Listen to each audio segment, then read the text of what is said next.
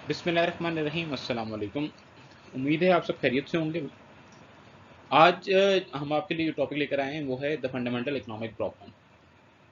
आज हम economic problem के ऊपर डिस्कशन करेंगे। इकोनॉमिक प्रॉब्लम की डेफिनेशन क्या है, इकोनॉमिक प्रॉब्लम कहते किसको हैं, और उसके साथ ही साथ हम कुछ और भी स्मॉल टॉपिक्स के ऊपर डिस्कशन करेंगे। हमारी ये वीडियो सीरीज़ है जिसमें हम इकोनॉमिक्स के ऊपर जो है वो डिफरेंट वीडियोस बना रहे हैं। अगर अभी तक आपने हमारा चैनल सब्सक्राइब नहीं किया तो चैनल को सब्सक्राइब कर लें और बेल आइकन का बटन प्रेस कर लें ताकि आपको आने वाली तमाम वीडियोस टाइम से मिलते रहें। तो आइए बगैर किसी देर के हम अपने लेक्चर का आगाज़ करते हैं। सबसे पहले हम बात कर लेते हैं इकोनॉमिक प्रॉब्लम की कि इकोनॉमिक प्रॉब्लम किसे कहते हैं। जैसा कि आपको मालूम है कि पिछली लेक्चर के अंदर हमने डेफिनेशन ऑफ इकोनॉमिक्स के ऊपर बात की थी, और डेफिनेशन ऑफ इकोनॉमिक्स में हमने ये बात की थी कि आजकल जो सबसे लेटेस्ट डेफिनेशन ऑफ इकोनॉमिक्स जो है वो रॉबिन्स की है, जिसमें वो कहता है कि economics is the science of scarcity and choice. अब इकोनॉमिक प्रॉब्लम हम किसे कहते हैं, तो इकोनॉमिक प्रॉब्लम उसी डेफिनेशन से जुड़ी हुई है। मैं आपको एक्सप्लेन करूंगा, आपको समझ आ जाएगी सारी बात। जो इंसान है इस ज़मीन के ऊपर, जो भी इंसान रह रहे हैं, उनकी जो वांट्स हैं वो अनलिमिटेड हैं, जो ख्वाहिशात हैं वो क्या हैं, अनलिमिटेड हैं। और उन ख्वाहिशात को पूरा करने के लिए जो रिसोर्सेज चाहिए हमें वो स्कार्स हैं या वो लिमिटेड हैं। तो क्या हम लिमिटेड रिसोर्सेज के अंदर रहते हुए अपनी अनलिमिटेड वांट्स को फुलफिल कर सकते हैं? Answer is no. तो ये जो सिचुएशन है अनलिमिटेड वांट्स और स्कार्स रिसोर्सेज से जो प्रॉब्लम क्रिएट होती है, उस प्रॉब्लम को हम इकोनॉमिक प्रॉब्लम कहते हैं। तो economic problem is a problem जो तब क्रिएट होगी जब हमारे पास अनलिमिटेड वांट्स होती हैं और स्कार्स रिसोर्सेज होते हैं। अब अगर ये हम बात करें तो ये प्रॉब्लम जो है वो एक आम इंडिविजुअल भी फेस कर रहा है, यही सेम प्रॉब्लम एक कंपनी भी फेस कर रही है, यही सेम प्रॉब्लम जो है वो कंट्रीज एज अ होल भी फेस कर रही है कि उनके अनलिमिटेड वांट्स हैं लेकिन उनको फुलफिल करने के लिए उनके पास रिसोर्सेज क्या हैं, कम। अब यहाँ पर एक और चीज़ का भी समझना बड़ा ज़रूरी है कि वांट्स और नीड्स में क्या फ़र्क है। नीड्स और वांट्स, नीड्स क्या है? नीड्स कहते हैं ज़रूरियात को, कि जिसके बगैर ज़िंदगी आपका गुजारना क्या हो जाए, मुश्किल हो जाए। Basic necessities that a person must have in order to survive, कि जिंदा रहने के लिए जो चीज़ें आपको ज़रूरी हैं, ज़रूरत है आपको, वो क्या है, नीड्स हैं। जैसे फॉर एग्जांपल हम बात करें तो हमें क्या क्या हमारी नीड्स क्या क्या है। फूड हमारी नीड है, वाटर हमारी नीड है, अगर किसी ठंडे इलाके में हम रह रहे हैं तो वार्मथ हमारी नीड है, शेल्टर जिसको आप हाउसिंग भी कह सकते हैं वो हमारी नीड है, और क्लोथिंग हमारी नीड है। और इसको इस लिस्ट को आप थोड़ा सा एक्सटेंड भी कर सकते हैं अपनी ज़रूरियात के मुताबिक। जैसे सिक्योरिटी हमारी नीड है, इसी तरह आजकल के दौर में कम्युनिकेशन हमारी नीड है, कि जिसके बगैर सर्वाइवल हमारा क्या है, मुश्किल है। क्या यहाँ इस लिस्ट के अंदर अगर आप देखें तो हमारी कोई भी जो लग्जरी आइटम्स हैं वो नहीं आए। हमने कोई इसके अंदर गाड़ी नहीं डाली, कार नहीं डाली, हमने कोई एयर ट्रैवलिंग इसके अंदर नहीं डाली, क्योंकि वो अगर मैं एयर ट्रैवल ना करूं मैं फिर भी जिंदा रह सकता हूं, लेकिन अगर मैं फूड इस्तेमाल नहीं करूंगा तो मैं जिंदा नहीं रह सकता। और on the other hand wants क्या है, वांट्स क्या है, वांट्स जो हैं वो डिज़ायर्स हैं, ठीक है, लोगों की ख्वाहिशात हैं, जो लोग रखते हैं कि मेरे पास ये भी होना चाहिए, ठीक है। अगर ये नहीं भी होगा तो मैं जिंदा रह लूंगा। जैसे मैं कहूँ मेरे पास लैपटॉप होना चाहिए, बहुत एप्पल का लैपटॉप होना चाहिए, तो अगर एप्पल का लैपटॉप मेरे पास नहीं भी होगा तो मैं सर्वाइव कर लूँगा, ठीक है। लेकिन अगर मुझे टाइम पर खाना नहीं मिलेगा तो मेरे लिए सर्वाइवल क्या हो जाएगा, मुश्किल हो जाएगा, ठीक है। जैसे मैं छोटे घर के अंदर रह रहा हूँ तो मैं कहूँ मेरे पास और बड़ा घर होना चाहिए, मेरे पास छोटी गाड़ी अगर हो तो मैं कहूँ मेरे पास और बड़ी गाड़ी होनी चाहिए। तो वांट्स वो डिज़ायर्स हैं जो इंसान फुलफिल करना चाहता है। अब यहाँ पर नीड्स और वांट्स की डिस्कशन क्यों इंपॉर्टेंट थी, क्योंकि हमने जब बात की कि इकोनॉमिक प्रॉब्लम की, तो इकोनॉमिक प्रॉब्लम हम किसे कहते हैं, कि जब हमारी अनलिमिटेड वांट्स हैं और होती ही हैं और उसको फुलफिल करने के लिए हमारे पास रिसोर्सेज जो हैं वो लिमिटेड होते हैं। तो फिर हम क्या करते हैं, फिर हम चॉइस करते हैं। फिर हम क्या करते हैं, फिर हम चॉइस करते हैं कि अपनी वांट्स को की एक लिस्ट बनाते हैं और उसमें जो सबसे इंपॉर्टेंट वांट हमारी होती है उसको हम टॉप पे रखते हैं, ठीक है।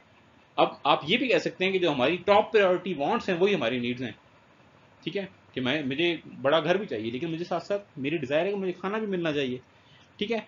तो हम क्या करते हैं, फिर अपने उन लिमिटेड रिसोर्सेज को लेकर जो हमारे टॉप प्रायोरिटी वांट्स होती हैं, उन टॉप प्रायोरिटी वांट्स को सबसे पहले सेटिस्फाई करने की कोशिश करते हैं। आप अपनी एग्जांपल ले लें, अपनी फैमिली की एग्जांपल ले लें, तो आप अगर जॉब होल्डर हैं और आप जॉब कर रहे हैं या आपके पेरेंट्स जो हैं वो जॉब होल्डर हैं, तो जब उनको सैलरी मिलती है तो सैलरी में से वो सबसे पहले ये नहीं है कि जाकर नया फ़ोन खरीद कर ले आएंगे, ठीक है, या नया लैपटॉप खरीद कर ले आएंगे, बल्कि सबसे पहले वो अपनी टॉप प्रायोरिटी वांट्स को फुलफिल करने की कोशिश करेंगे, ठीक है। इसीलिए मैं अक्सर ये बात कहता हूँ कि इकोनॉमिक्स जो है is a study of everyday life, ठीक है, कि यहाँ पर आप देखें आपके पेरेंट्स भी इकोनॉमिक्स के यही प्रिंसिपल इस्तेमाल कर रहे हैं कि उनकी अनलिमिटेड वांट्स हैं, ठीक है, और लिमिटेड रिसोर्सेज हैं, तो किस तरह से वो अपने अनलिमिटेड वांट्स को उन इन लिमिटेड रिसोर्सेज से सेटिस्फाई कर सकते हैं, तो किस तरह कर सकते हैं, तो यहाँ पे वो चॉइस करेंगे। इसीलिए हमने एक डेफिनेशन पढ़ी थी कि economics is the science of scarcity and choice, कि क्योंकि हमारे रिसोर्सेज जो हैं वो स्कार्स हैं, लिमिटेड हैं, इसलिए हमें अपने वांट्स के अंदर चॉइस करनी पड़ती है। चॉइस किस तरह से करते हैं कि हम एक लिस्ट बना लेते हैं। अब ये कोई फिजिकल वर्क नहीं है, मतलब ये सब कुछ ना हमारे बैक ऑफ द माइंड में चल रहा होता है। आपकी जेब में अगर 100 रुपीज़ हैं, ठीक है, और आप बाहर मार्केट जाते हैं, तो आपको अगर भूख लगी होगी तो आप सबसे पहले जो है वो क्या करेंगे, कुछ खाने के लिए ले लेंगे, ठीक है। हो सकता है उसी सेम 100 रुपीज़ से आप कोल्ड ड्रिंक भी ले सकते थे, उसी सेम 100 से आप कॉफ़ी भी ले सकते थे। तो आपने अपने माइंड के अंदर जो है वो एक प्रायोरिटी लिस्ट बनाई और देखा कि करंट सिचुएशन के अंदर मेरे पास मेरे लिए क्या चीज़ इंपॉर्टेंट है, और उस चीज़ को आपने फुलफिल करने की कोशिश कर ली। तो एक चीज़ होती है ज़रूरत, एक चीज़ होती है वांट्स। तो जो लेस प्रायोरिटी वांट्स होती हैं उसको हम क्या करते हैं, उसको हम इग्नोर कर देते हैं, उसको हम पोस्टपोन कर देते हैं कि इतने बाद में हमारे पास अगर पैसे आए तो हम उसको पूरा कर लेंगे। अब हमें इकोनॉमिक प्रॉब्लम की डेफिनेशन तो समझ आ गई कि जब भी हमारे पास शॉर्टेज ऑफ रिसोर्सेज होगी तो एक इकोनॉमिक प्रॉब्लम जनरेट होगा। अब जब भी वो इकोनॉमिक प्रॉब्लम जनरेट होगा तो हमारे पास 3 सवाल हैं जो हमने आंसर करने होते हैं उस इकोनॉमिक प्रॉब्लम के को आंसर करते हुए। सबसे पहला आंसर ये है कि जब हमारे रिसोर्सेज सबसे पहला क्वेश्चन ये है कि जब हमारे रिसोर्सेज लिमिटेड हैं तो हमें उन लिमिटेड रिसोर्सेज से कौन कौन सी गुड्स और सर्विसेज प्रोड्यूस करनी चाहिए, ठीक है। तो सेम उसी तरह से हम क्या करेंगे, यहाँ पर एक प्रायोरिटी लिस्ट बनाएंगे, ठीक है। अब प्रायोरिटी लिस्ट में अगर आप देखें तो सबसे पहले हर कंट्री का एम्फेसिस किस चीज़ के ऊपर होना चाहिए कि हम एग्रीकल्चर, मैन्युफैक्चरिंग और सर्विसेज, ये 3 ही चीज़ें हैं। तो सबसे पहले हम अपनी ये नीड्स को पूरा करेंगे, ठीक है। और अगर जो लग्जरी आइटम्स वगैरह हैं वो उसकी तरफ हम बाद में जाएंगे। अगर एक कंट्री ऐसा है कि जो अपनी बेसिक नीड्स नहीं पूरी कर पा रहा और वो लग्जरी कार्स बना रहा है, तो ऐसी लग्जरी कार्स का उसको एज सच कोई बेनिफिट नहीं होगा, ठीक है। अगर उनके लोगों के पास खाने को गंदम नहीं है या इस तरह से। ट्रेड की आप बात कर सकते हैं, लेकिन अभी हम जनरल एक नॉर्मल केस ले रहे हैं। हम सपोज कर रहे हैं कि एक छोटा कंट्री है जो ट्रेड नहीं कर रहा, ठीक है। सेकंड जो क्वेश्चन है वो है कि how should goods and services be produced, कि पहला है कि हमने ये क्या डिसाइड करना है कि कौन कौन सी गुड्स और सर्विसेज प्रोड्यूस होनी चाहिए इकोनॉमी के अंदर। सेकंड नंबर पे जो क्वेश्चन आता है वो क्वेश्चन ये है कि ये जो गुड्स एंड सर्विसेज हैं इसको हम किस तरह से प्रोड्यूस करेंगे। अब प्रोडक्शन की अगर हम बात करें तो उसमें हमारे पास 2 तरह की टेक्निक्स आती हैं, 2-3 तरह की। एक labour intensive, land intensive, capital intensive, कि क्या हमें ऐसी गुड्स प्रोड्यूस करनी चाहिए जिसमें लेबर ज़्यादा इस्तेमाल हो, लोग ज़्यादा इस्तेमाल हो, ह्यूमन रिसोर्सेज ज़्यादा इस्तेमाल हो, या हमें ऐसी गुड्स इस्तेमाल प्रोड्यूस करनी चाहिए कि जिसमें कैपिटल ज़्यादा इस्तेमाल हो, जैसे मशीनरी ज़्यादा इस्तेमाल हो, ठीक है। और तीसरे नंबर पे जो एक मेन क्वेश्चन आता है वो एफिशिएंसी का है कि क्या हमें एफिशिएंटली प्रोडक्शन करनी चाहिए या इनएफिशिएंटली प्रोडक्शन करनी चाहिए। अब जो लेबर इंटेंसिव और कैपिटल इंटेंसिव है, ऐसे कंट्रीज जहाँ पर मैं आपको इसका आंसर भी हल्का सा आइडिया दे देता हूँ कि ऐसी कंट्रीज जहाँ पे लेबर अबंडेंट कंट्रीज हैं, जिस तरह पाकिस्तान की एग्जांपल ले लें, बांग्लादेश है, इंडिया है, तो जहाँ पे आपकी पॉपुलेशन ज़्यादा है तो वहाँ पे फोकस किस तरफ होगा कि वो लेबर इंटेंसिव इंडस्ट्रीज लगाएं ताकि मैक्सिमम लोगों को रोजगार मिल सके। ऐसे कंट्रीज जहाँ पे कैपिटल ज़्यादा है, पैसा ज़्यादा है जहाँ पे इन कंट्रीज़ के पास, तो वो कंट्रीज़ क्या करेंगी, वो ऐसी इंडस्ट्रीज लगाएंगी कि जिसमें हैवी मशीनरीज की इन्वॉल्वमेंट होगी, ठीक है। और कैपिटल, उसको हम कैपिटल इंटेंसिव इंडस्ट्रीज कहेंगे। First question, what goods to produce. Second question, how to produce those goods. And third question, इसके प्रोडक्शन कर लिया हमने, ठीक है। ये जो प्रोडक्शन हमने की है ये किन लोगों को के पास जाएगी, ये गुड्स और सर्विसेज जो हैं वो डिस्ट्रीब्यूशन किस तरह से होगी। तो डिस्ट्रीब्यूशन में डिफरेंट तरह की डिस्ट्रीब्यूशन हो सकती है कि इवन डिस्ट्रीब्यूशन होनी चाहिए, सबको बराबर मिलना चाहिए, जिस तरह आपने कैपिटलिस्ट सॉरी जो हमारी इकॉनमी होती है, कैपिटलिस्ट तो वो होती है जिसमें कैपिटलिज्म ज़्यादा होता है, दूसरे जो कमांड इकॉनमीज होती हैं, ठीक है। जो कमांड इकॉनमीज हैं उसके अंदर क्या होता है कि तमाम लोगों को बराबर की तकसीम होती है, जिसमें गवर्नमेंट के पास सारा कंट्रोल होता है। या सेकंड नंबर पे मोर फॉर द रिच, कि जो प्रोड्यूस कर रहा है वही खाएगा, जिस तरह कैपिटलिस्ट कंट्रीज में है, या आजकल तकरीबन मिक्स्ड इकोनॉमीज के अंदर यही है ना कि जो बिजनेसमैन है वही उसका लार्ज शेयर ले जाता है प्रोडक्शन का, ठीक है, प्रॉफिट की सूरत में। या उन लोगों को शेयर मिलना चाहिए कि जो ज़्यादा काम करते हैं, कि बोनस सिस्टम वगैरह है या किस तरह से। तो ये तीन इकोनॉमिक प्रॉब्लम के ये तीन क्वेश्चंस हैं जिसको हम क्या करते हैं इकोनॉमिक्स के अंदर आंसर करते हैं कि व्हाट गुड्स टू प्रोड्यूस, वो गुड्स कैसे प्रोड्यूस होनी चाहिए और उन गुड्स की डिस्ट्रीब्यूशन किस तरह से होनी चाहिए, इसको हम इकोनॉमिक प्रॉब्लम के अंदर डिस्कस करते हैं। Shortage of resources, the excess of wants resulting from having limited resources, जैसे मैंने आपको पहले बताया कि अगर हमारी वांट्स ग्रेटर देन हमारे रिसोर्सेज हो जाएं तो उसको हम शॉर्टेज ऑफ रिसोर्सेज कहते हैं। फॉर एग्जांपल अगर मेरी वांट्स जितनी भी मेरी वांट्स हैं उन सबको फुलफिल करने के लिए मेरे पास रिसोर्सेज अवेलेबल हों तो इसको हम शॉर्टेज ऑफ रिसोर्सेज नहीं कहेंगे और ना कोई इकोनॉमिक प्रॉब्लम जनरेट होगी। अब ये आपके जहन में ये हो सकता है कि ये बात है कि शायद may be shortage of resources जो है वो गरीब लोगों के लिए हो या जो पुअर पीपल या पुअर कंट्रीज के लिए प्रॉब्लम हो, मे बी आपके माइंड में ये एक पॉइंट आए। लेकिन शॉर्टेज ऑफ रिसोर्सेज जो है वो सिर्फ पुअर पीपल के लिए नहीं है बल्कि जो रिच पीपल और रिच कंट्रीज हैं उनके लिए भी शॉर्टेज ऑफ रिसोर्सेज है। आपने समझना ये कि रिसोर्स हम किससे कह रहे हैं। रिसोर्स का मतलब यहाँ पे लैंड, लेबर, कैपिटल और एंटरप्रेन्योर या ऑर्गेनाइजेशन। क्या जमीन के ऊपर अनलिमिटेड लैंड है? तो आंसर इज नो। क्या अनलिमिटेड लेबर है? Answer is no. क्या अनलिमिटेड कैपिटल है दुनिया के अंदर? Answer is no. तो इसका मतलब क्या है कि बेशक ज्यादा मिकदार हो सकती है लेकिन अनलिमिटेड नहीं है, तो इसलिए शॉर्टेज हर जगह एग्जिस्ट कर रही है। ठीक है, जो मैंने पहले भी आपको बताया था शायद कि जो दुनिया का अमीर तरीन इंसान है उसकी वांट्स भी 100% सेटिस्फाइड नहीं हुई, अभी भी उसकी वांट ये है कि मेरी दौलत डबल हो जाए, उसने काम करना बंद तो नहीं कर दिया। ठीक है, तो इसलिए शॉर्टेज ऑफ रिसोर्सेज को जब हम डिस्कस करते हैं तो ये कोई पुअर कंट्रीज का प्रॉब्लम नहीं है बल्कि ये ओवरऑल यूनिवर्सल एक प्रॉब्लम है जो तमाम इकोनॉमीज के ऊपर जो है वो इम्प्लीमेंट होता है और तमाम इकोनॉमीज के अंदर इसलिए इकोनॉमिक्स पढ़ाई जाती है। वरना आप ये भी सोच सकते हैं कि इकोनॉमिक्स में भी शायद जो है वो पुअर कंट्रीज का एक सब्जेक्ट है, ऐसा नहीं है, बल्कि इकोनॉमिक्स जो है वो एक इंडिविजुअल से लेकर टॉप नेशन तक तमाम लोग जो है इकोनॉमिक्स को फॉलो करते हैं, सबको यही सेम प्रॉब्लम फेस करना पड़ी है कि लिमिटेड रिसोर्सेज हैं और अनलिमिटेड वांट्स हैं, तो कैसे वो अपने लिमिटेड रिसोर्सेज का एफिशिएंटली इस्तेमाल करें, इसी को इकोनॉमिक्स कहते हैं। अब हम थोड़ा सा, जिस मैंने आपको पिछली स्लाइड में बताया कि फैक्टर्स ऑफ प्रोडक्शन, तो हम देख लेते हैं कि फैक्टर्स ऑफ प्रोडक्शन क्या क्या है। नाम तो मैंने आपको बता दिया है, लैंड, लेबर, कैपिटल और एंटरप्राइज, एंटरप्रेन्योरशिप या ऑर्गेनाइजेशन, ये एक नाम है। कोई भी चीज़ अगर आपने प्रोड्यूस करनी हो तो उसमें ये चार चीज़ें आपको चाहिए। ठीक है, दुनिया की कोई भी चीज़ आपने प्रोड्यूस करनी हो तो उसके लिए आपको लैंड, लेबर, कैपिटल और एंटरप्रेन्योर या ऑर्गेनाइजेशन जो है वो चाहिए। सबसे पहले हम बात कर लेते हैं लैंड की। लैंड किसे कहते हैं?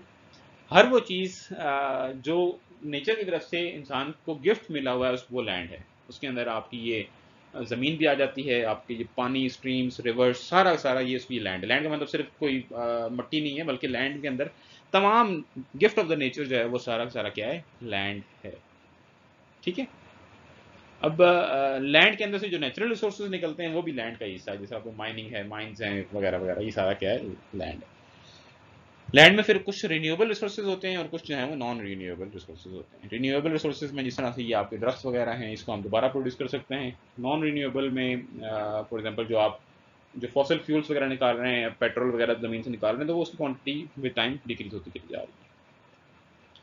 सेकेंड नंबर पे है लेबर। लेबर हम किससे कहते हैं? लेबर कोई भी फिजिकल या मेंटल वर्क जो लोग कर रहे हैं प्रोडक्शन के लिए, वो क्या है? लेबर। ठीक है, किसके लिए? प्रोडक्शन के लिए, कोई एक्टिविटी करने के लिए, उसको हम लेबर कहते हैं। अब मैं अगर दीवार में को जोर लगाता रहूँ तो ये कोई प्रोडक्शन का फिजिकल वर्क नहीं है, बल्कि वही सेम अगर मैं किसी जगह काम कर रहा हूँ, बेशक अपने घर का काम कर रहा हूँ या कोई भी काम कर रहा हूँ, तो वो क्या होगा? वो लेबर कहलाएगा, लेबर वर्क कहलाएगा। थर्ड नंबर पे है कैपिटल। कैपिटल बेसिकली सरमाए को कहते हैं और कैपिटल का मतलब ये होता है कि वो चीज़ें कि जो हम मोर प्रोडक्शन के लिए इस्तेमाल करते हैं उसको कैपिटल कहते हैं। जैसे मशीन है तो मशीन जो है वो खुद तो क्या कहते हैं, खुद कंज्यूम तो नहीं, इस्तेमाल तो नहीं हो जाती ना, खत्म तो नहीं हो जाती, बल्कि मशीन की मदद से न्यू गुड्स प्रोड्यूस होती है।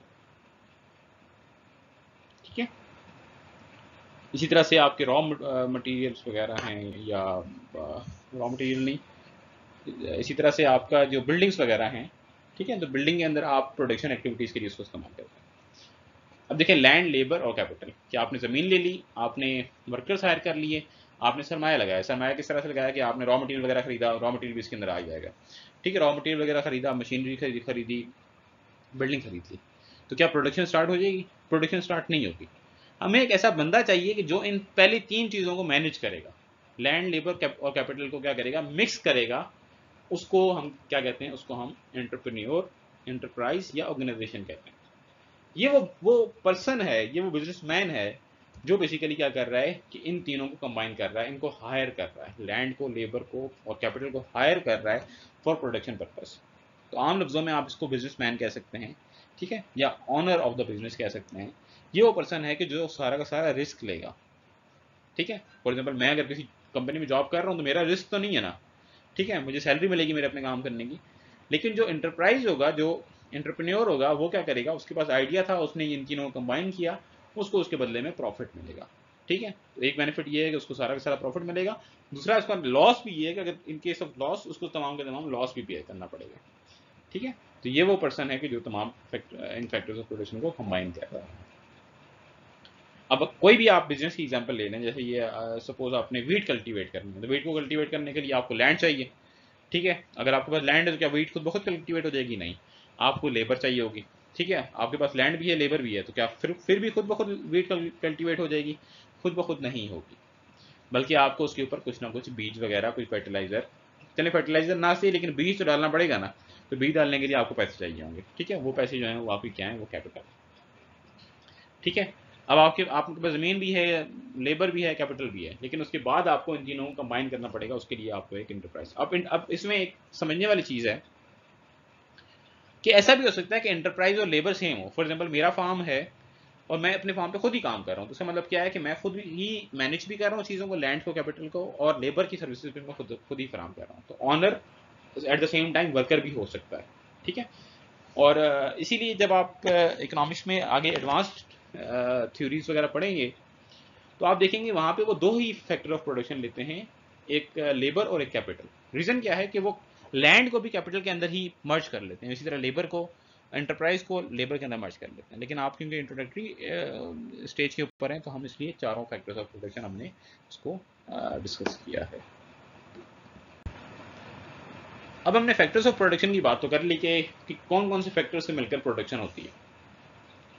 अब अगला सवाल ये है कि ये जो फैक्टर्स ऑफ प्रोडक्शन है इनको पेमेंट किस तरह से होती है, ठीक है। तो बड़ी इंटरेस्टिंग सी बात है और मैं आपको एक चैलेंज भी करूंगा यहाँ पर, उसका आंसर फिर आप लोगों ने मुझे देना है।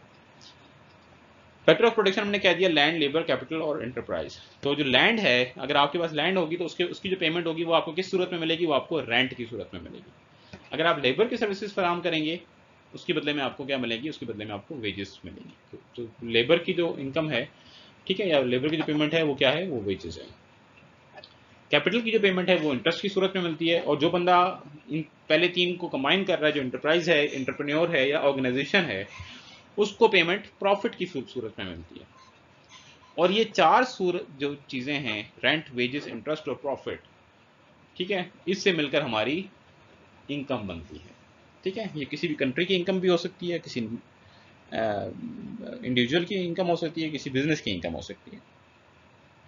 अब चैलेंज जो मैंने आपको कहा था कि दुनिया के अंदर जो भी इनकम जनरेट हो रही है, दुनिया के अंदर जो भी इनकम जनरेट हो रही है वो इन चार फॉर्म्स के अंदर है, रेंट, वेजेस, इंटरेस्ट और प्रॉफिट। कोई फिफ्थ फॉर्म नहीं है। अगर आपको लगता है कोई फिफ्थ फॉर्म है, ठीक है, तो वो आपने मुझे बताना है। मैं आपको थोड़ा सा इसको एलोबरेट भी कर देता हूँ कि देखें, कोई भी कंट्री है उसके अंदर मुख्तलिफ लोग जॉब्स कर रहे हैं, बेशक वो स्वीपर है या कंट्री का प्रेसिडेंट या प्राइम मिनिस्टर है, उसको सैलरी मिलेगी, वो सैलरी वेजेस के अंदर आ जाती है। एक छोटा चाय की दुकान है, ठीक है, या एक 5 स्टार होटल है, वो एंटरप्राइज के अंदर आ जाता है, बिजनेस है, ठीक है। वो उसके बदले में आपको प्रॉफिट मिलेगा, एप्पल की कंपनी उसके बदले में आपको प्रॉफिट मिलेगा। आपने कहीं इन्वेस्टमेंट की हुई है, उसके बदले आपको इंटरेस्ट मिलेगा। आप लैंड ओन करते हैं, बिल्डिंग्स ओन करते हैं, उसके बदले में आपको रेंट मिलेगा। इसके अलावा कोई फिफ्थ फॉर्म ऑफ इनकम नहीं हो सकती। ये चार इनकम हम मिलाते हैं तो पूरी कंट्री की हमारे पास इनकम बन जाती है, ठीक है। वैसे भी अंडरस्टैंडिंग के लिए भी आप सोचें कि जब इन चार चीज़ों से मिलकर प्रोडक्शन हो रही है, लैंड, लेबर, कैपिटल और एंटरप्राइज से मिलकर प्रोडक्शन हो रही है, तो इनकम भी तो इन चार के अंदर ही डिस्ट्रीब्यूट होगी ना, लैंड, लेबर और कैपिटल और एंटरप्राइज, इनके ऑनर्स को डिस्ट्रीब्यूट होगी। तो लैंड के ऑनर को रेंट मिलेगा, लेबर के ऑनर को वेजेस मिलेंगी, कैपिटल के ऑनर को इंटरेस्ट मिलेगा और इसी तरह से एंटरप्राइज के ऑनर को प्रॉफिट मिलेगा। ठीक है, बड़ी इंटरेस्टिंग सा इसी ये बात है कि दुनिया के अंदर कोई पांचवी चीज़ नहीं है कि जिस फॉर्म में इनकम जो है वो जनरेट हो सके। अब हम एक और इकोनॉमिक टर्म के ऊपर डिस्कशन करेंगे, उस टर्म का नाम है अपॉर्चुनिटी कॉस्ट। ये भी काफ़ी इंटरेस्टिंग कॉन्सेप्ट है और ये भी डेली लाइफ के अंदर हम बहुत ज़्यादा इसको इस्तेमाल करते हैं। बेसिक आप इकोनॉमिक्स के स्टूडेंट हों या ना हो, लेकिन अपॉर्चुनिटी कॉस्ट जो है वो हर इंसान फेस कर रहा होता है, उसको पता नहीं होता। लेकिन आज मैं आपको जब डिस्क्राइब करूंगा तो आप भी कहेंगे कि ये तो वाकई हम हमेशा से लेकर अपॉर्चुनिटी कॉस्ट को हमेशा अपने डिसीजन मेकिंग करते हुए अपॉर्चुनिटी कॉस्ट को कंसिडर करते हैं। अब जैसे कि हमने डिस्कस किया कि इकोनॉमिक प्रॉब्लम हम कहते हैं कि जब भी हमारे रिसोर्सेज जो हैं वो शॉर्ट हो जाएं तो फिर हमें क्या करना पड़ता है, चॉइस करनी पड़ती है। हम अपनी जो विश लिस्ट है या जो हमारे विश अनलिमिटेड वांट्स हैं, उन वांट्स में से जो मोस्ट इंपॉर्टेंट वांट होती है उसको हम फुलफिल कर लेते हैं और बाकियों को हम क्या करते हैं, फोरगो कर लेते हैं। तो इस तरह से हम ये डिसाइड करते हैं कि हम अपने वक्त का, टाइम का या अपने पैसों का, मनी का इस्तेमाल किस तरह से करेंगे।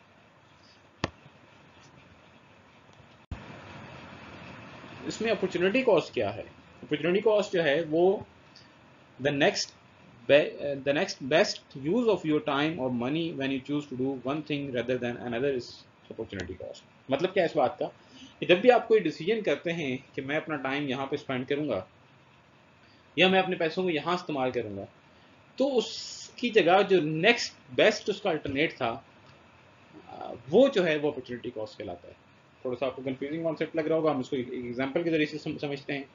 फॉर एग्जांपल अभी आप इस टाइम के ऊपर मेरा ये लेक्चर सुन रहे हैं, तो इसका मतलब ये है कि आपने विश लिस्ट बनाई हुई थी। उस विश लिस्ट के मुताबिक आपको इस टाइम सबसे टॉप प्रायोरिटी चीज़ ये लगी कि मैं ये लेक्चर सुन लूँ। लेकिन अगर आप ये लेक्चर ना सुन रहे होते तो आप क्या कर रहे होते? फॉर एग्जांपल आप कहते हैं कि जी अगर मैं ये लेक्चर ना सुन रहा होता तो मैं इस टाइम के ऊपर कोई मूवी देख रहा होता। तो इसका मतलब क्या है कि आपने मेरा लेक्चर सुनने के लिए अपनी मूवी को स्किप कर दिया। तो मूवी को आपने क्या किया, एक तरह से सेक्रीफाइस किया। तो जो नेक्स्ट बेस्ट थिंग आपने सेक्रीफाइस की वो क्या है, वो अपॉर्चुनिटी कॉस्ट है। तो हम ये कह सकते हैं कि इस लेक्चर को सुनने की जो अपॉर्चुनिटी कॉस्ट है वो मूवी है जो आप नहीं देख पा रहे। इस तरह से और एग्जांपल्स में मैं आपको समझा देता हूँ। अगर आप स्टडी कर रहे हैं, फॉर एग्जांपल आप मास्टर्स कर रहे हैं, बीएस कर रहे हैं, अगर आप मास्टर्स या बीएस ना कर रहे होते तो आप कहीं ना कहीं जॉब कर रहे होते। उसका नेक्स्ट बेस्ट अल्टरनेट तो यही था ना कि आप कहीं ना कहीं जॉब कर रहे होते। इसका मतलब यह है कि आपने जो स्टडी की है उसकी वजह से वो जॉब आपने फॉरगो कर दी, उसको आपने सेक्रीफाइस कर दिया। ठीक है, तो हम ये कह सकते हैं कि आपकी स्टडी की जो अपॉर्चुनिटी कॉस्ट है वो इनकम है जो आप हासिल कर सकते थे जॉब से, लेकिन क्योंकि आप स्टडी कर रहे हैं वो इनकम आपको नहीं मिल रही। इसका मतलब क्या है कि आपने वो सेक्रीफाइस कर ली। ठीक है, अब हम एक सिनेरियो बनाते हैं। हम कहते हैं कि आपके पास $5 हैं, आप उन $5 को कैसे इस्तेमाल करेंगे? तो आप उन 5, ये तो मैंने आपको टाइम की एग्जांपल्स दी या मनी की एग्जांपल भी आपके सामने आ गई कॉलेज वगैरह की। तो अब हम थोड़ी सी एक स्पेसिफिक एग्जांपल्स नंबर्स के साथ ले लेते हैं। आपके पास $5 हैं, आप $5 से मिलियंस ऑफ थिंग्स ले सकते हैं मार्केट के अंदर। ठीक है, लेकिन हम सपोज 3 आइटम्स चूज करते हैं, गम, सोडा और मूवी टिकट्स। ठीक है, और हम एक चार्ट को देखेंगे और उसमें से हम देखेंगे किस तरह से अपॉर्चुनिटी कॉस्ट जो है वो हमारे डिसीजन को इफेक्ट करती है। अब आप देखें, गम जो है वो $0.50 की है, सोडा जो है वो $1 का है और मूवी टिकट्स जो है वो $5 की। ठीक है, तो सवाल यहाँ पे क्या लिखा हुआ है, how many sodas can you buy instead of 1 movie ticket, कि आप एक मूवी टिकट के बदले में कितने सोडा परचेज कर सकते हैं। ठीक है, तो आंसर क्या है कि सोडा जो है वो $1 का है, मूवी टिकट $5 की है। जिसका मतलब क्या है कि आप एक मूवी टिकट के बदले में 5 सोडा ले सकते हैं। इससे इससे इससे अपॉर्चुनिटी कॉस्ट कैसे निकालेंगे हम, कि मैं आपको कहूँ कि जी आप मूवी देखना चाह रहे हैं, लेकिन आपका नेक्स्ट बेस्ट जो अल्टरनेट था वो क्या था, वो सोडा था। तो इसका मतलब ये है कि 1 मूवी टिकट देखने की जो अपॉर्चुनिटी कॉस्ट है वो 5 बॉटल्स ऑफ सोडा है, कि एक मूवी टिकट जो है वो बेसिकली 5 सोडा के बराबर है। तो आप एक मूवी देखने के पीछे 5 सोडा की बॉटल्स को क्या कर रहे हैं, फॉरगो कर रहे हैं। ठीक है, अब आपके जहन में हो सकता है कि ये बात भी आ जाए कि जी नहीं जी मेरे पास तो बहुत सारे पैसे हैं। ठीक है, मेरे पास $5,000 है, लेकिन उसके बावजूद भी अगर आप सोचें अपने दिमाग में, तो जो $5 आपने मूवी टिकट के ऊपर लगा दिए वो तो खत्म हो गए ना। क्या वही $5 सेम आप सोडा के ऊपर लगा सकते हैं? तो आप नहीं लगा सकते। इसका मतलब यह है कि हर डिसीजन लेते हुए आपको अपॉर्चुनिटी कॉस्ट फेस करनी पड़ती है। और फिर हम कॉस्ट बेनिफिट एनालिसिस भी इसी अपॉर्चुनिटी कॉस्ट के ऊपर ही बेस करते हैं। मैंने आपको कहा था कि हम डेली लाइफ के अंदर इसको इस्तेमाल कर रहे होते हैं। देखिए ना, आपने अगर अगर 1 घंटा मूवी के ऊपर लगाना है, 1 घंटा काम के ऊपर लगाना है, तो ये सब कुछ देखते हुए आप उसका कंपैरिजन करते हैं बेसिकली कि मुझे किस में ज़्यादा इन्जॉयमेंट मिलेगी, किस में लेजर ज़्यादा मिलेगा, उस इन्जॉयमेंट के मुताबिक आप उसका फैसला कर लेते हैं। इसी तरह से आप अगर कहते हैं कि जी मुझे मूवी टिकट के बाद सेकंड नंबर पे गम्स बहुत पसंद है, बबल गम, तो एक मूवी टिकट के बदले में आपको 10 बबल गम जो है वो फोरगो करनी पड़ेगी। तो 1 मूवी टिकट की opportunity cost in terms of gums क्या हो जाएंगी, वो 10 गम्स हो जाएंगी। ठीक है, तो इससे हमें ये बात पता लगी कि जब हम एक चीज़ को हासिल करना चाहते हैं तो दूसरी चीज़ को हमें छोड़ना पड़ता है। ठीक है, इस प्रोसेस को हम ट्रेड ऑफ कहते हैं। ठीक है, कि एक चीज़ को पाने के लिए आपको दूसरी चीज़ को फोरगो करना पड़ता है। इसकी मिसाल आप सिर्फ इंडिविजुअल्स की बेस के ऊपर नहीं है, बल्कि कंट्रीज़ की बेस के ऊपर भी आप ये डिसीजन कर रहे होते हैं। फॉर एग्जाम्पल, अगर आप हेल्थ के ऊपर बजट अपना इंक्रीज करना चाहते हैं, तो गवर्नमेंट का बजट तो फिक्स होता है ना, आपको पता है, लिमिटेड होता है एक साल का। तो आपको किसी और सेक्टर में से पैसे थोड़े कम करने पड़ेंगे, मतलब एक चीज़ को बढ़ाने के लिए दूसरे को आपको कम करना पड़ेगा, ट्रेड ऑफ करना पड़ेगा। ठीक है, इसी तरह आप एजुकेशन सेक्टर के ऊपर पैसे ज़्यादा लगाना चाह रहे हैं, तो हो सकता है कि आपको डेवलपमेंट सेक्टर के ऊपर जो पैसे वो थोड़े कम करने पड़ें। ठीक है, तो इसलिए आपको ट्रेड ऑफ जो है वो डिसीजंस में करना पड़ता है। जिस तरह मैंने अभी आपको बताया कि आप स्टडी करने के लिए आपने जॉब का ट्रेड ऑफ एक तरह से किया हुआ है कि आप जॉब्स नहीं कर रहे। ठीक है, फुल टाइम जॉब्स नहीं कर रहे, तो इसलिए आपको कुछ ना कुछ अपॉर्चुनिटी जो है उसको मिस करना पड़ता है किसी एक चीज़ को हासिल करने के लिए। इसीलिए हमने इसका नाम अपॉर्चुनिटी कॉस्ट रखा हुआ है। ये वो कॉस्ट है जो आपको बज़ाहिर नज़र नहीं आ रही, आपसे कोई पैसे ले नहीं रहा। देखिए ना, आप जब कॉलेज आए हैं तो कॉलेज में एक तो आप फीस जमा करा रहे हैं, वो तो आपकी एक्चुअल कॉस्ट है, लेकिन इसके साथ साथ एक अपॉर्चुनिटी कॉस्ट भी है कि इसी टाइम के अंदर आप कुछ और भी अर्निंग कर सकते थे। वो जो फीस आपने लगाई है उस फीस को आप कहीं इन्वेस्ट भी कर सकते थे। ठीक है, तो वो आपकी क्या क्या है, अपॉर्चुनिटी कॉस्ट है जो आपको नज़र नहीं आ रही, लेकिन आप उसको पे कर रहे हैं। ठीक है, और अपॉर्चुनिटी कॉस्ट जो है वो हैप्पीनेस के अंदर भी अपॉर्चुनिटी कॉस्ट होती है। ठीक है, सो फॉर एग्जांपल वो कह रहे हैं कि हम एक एग्जांपल लेते हैं स्टीव जॉब्स की और बिल गेट्स की, और अब हम देखते हैं कि अगर उनको आज अपने जॉब छोड़नी पड़ जाए, ठीक है, और वो अपने कॉलेज जाना स्टार्ट करते हैं, तो उनकी अपॉर्चुनिटी कॉस्ट क्या होगी? तो उनकी अपॉर्चुनिटी कॉस्ट देखें वो मिलियंस ऑफ डॉलर्स होगी। ठीक है, जिसको वो एक तरह से अर्न कर रहे हैं, और अपने कॉलेज जाने के लिए अब उसको वो क्या क्या करेंगे, वो करेंगे। ठीक है, तो opportunity cost basically person to person vary करती है। हो सकता है मेरे लिए मूवी बहुत ज़्यादा इंपॉर्टेंट हो तो मैं कहूँ मैंने ये लेक्चर नहीं सुनना। ठीक है, हो सकता है आपके लिए मूवी से ज़्यादा इंपॉर्टेंट ये लेक्चर हो, तो आप कहें मूवी में बाद में देख लूँगा। ठीक है, इसी तरह से आपको ये लगे कि एजुकेशन हासिल करके मैं एक ज़्यादा बेटर पोजीशन हासिल कर सकता हूँ, तो इसलिए फ़िलहाल जो अपॉर्चुनिटी कॉस्ट है जो जॉब में नहीं कर रहा इस एजुकेशन की वजह से, उसको फ़िलहाल फोरगो कर देते हैं। लेकिन अगर आपको ये लगता है कि जी आप स्टडीज़ करके आप इतनी अच्छी पोजीशन पे नहीं जा सकते, तो फिर आपको आपके लिए opportunity cost, current opportunity cost high हो जाएगी। फिर आप अपने डिसीजन मेकिंग के अंदर थोड़ा सा मज़ीद कॉन्शियस होकर डिसाइड करेंगे। तो ये थी हमारी आज की डिस्कशन, जिसके अंदर हमने बेसिकली मेनली, मैं थोड़ा समराइज कर देता हूँ कि हमने इसमें इकोनॉमिक प्रॉब्लम से स्टार्ट किया कि इकोनॉमिक प्रॉब्लम किसे कहते हैं। फिर हमने देखा कि इकोनॉमी को कौन कौन से क्वेश्चंस फेस करने पड़ते हैं, क्या प्रोड्यूस करना है, किसके लिए प्रोड्यूस करना है, और उसकी डिस्ट्रीब्यूशन किस तरह से होती है। उसके बाद फिर हमने देखा फैक्टर्स ऑफ प्रोडक्शन किसे कहते हैं, लैंड, लेबर, कैपिटल और एंटरप्रेन्योर।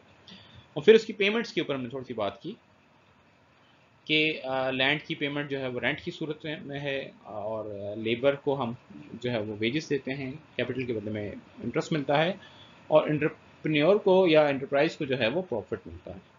उसके बाद फिर हमने बात की अपॉर्चुनिटी कॉस्ट की। अपॉर्चुनिटी कॉस्ट क्या है, the next best alternate for gone, कि जो नेक्स्ट बेस्ट चीज़ आप छोड़ते हैं किसी काम करने के लिए, वो आपकी अपॉर्चुनिटी कॉस्ट है। तो ये था हमारा आज का लेक्चर। उम्मीद है आपको हमारा लेक्चर पसंद आया होगा। अपने फीडबैक से हमें लाजमी आगाह कीजिएगा। मिलते हैं अगले लेक्चर में, तब तक के लिए अल्लाह हाफ़िज़।